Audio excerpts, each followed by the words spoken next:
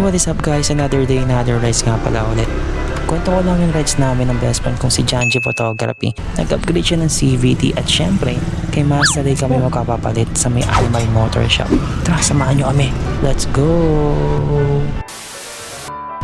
8 AM nga pala nung nakaalis kami. Di ba nung nakaraan, tinatagtag ako, tapos inakapagpano ako, pa-repack ako. Ganito pala talaga dapat mo siya. At ang daan namin ay dito sa may C6 papuntang Taytay. Mas malapit at wala masyadong traffic dito. Dahil nga pagdating namin ng Taytay kailangan namin umikot papuntang Antipolo. Sobrang swabe lang ng biyahe at may nadaanan pa kaming ang ganda ng view. Anyways, nakarating na nga kami dito ng pasado 9 AM at ayun, naabutan namin na pa-open pa lang ang shop.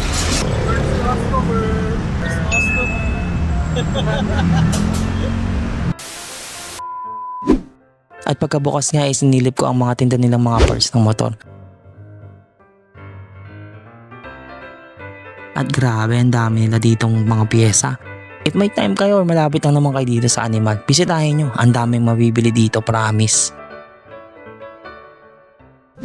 Ang sabi nga ng best friend ko ay si Master Lee daw ang babanat ng motor niya. So, ayun, inantay muna namin saglit.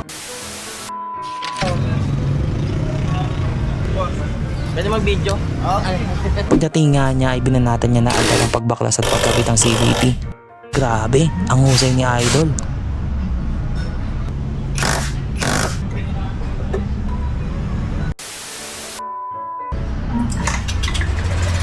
Tcharam! Thank you, Idol. After ngang makabit ay syempre di pwedeng hindi matesting.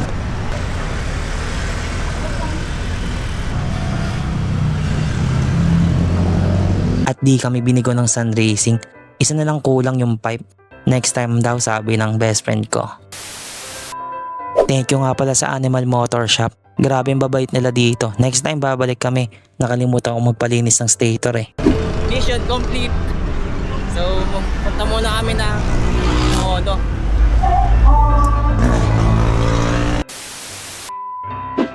Anyways, after magpalit ng CVT syempre pagod at gutom na kami. At ayun, napagdesisyon na naming umakyat sa Ermitanyo. At syempre, para masubukan na rin sa akyatan tong bagong CVT.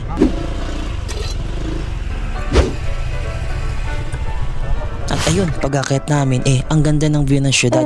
Mas maiig nga pala talagang umaga or hapon pumunta dito dahil mas may enjoy mo ang view. Lalo na siguro yung sunset. Parang dyan. Bakit dito? Solid ng view at maliwala sa taas. Dahil may mga puno at hindi tirik sa'yo ang araw.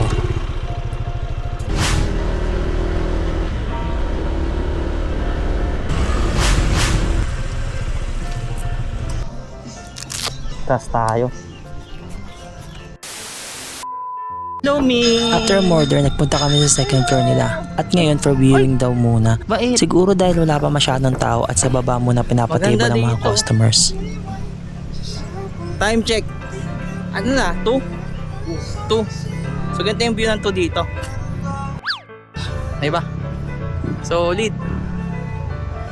So bali pagdating ng 5 PM, makikita nyo na yung paglubog ng araw. Parang dito siya dito yung part. Yan.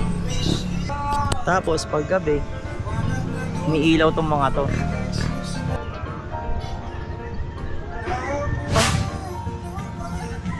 Sumusod ka.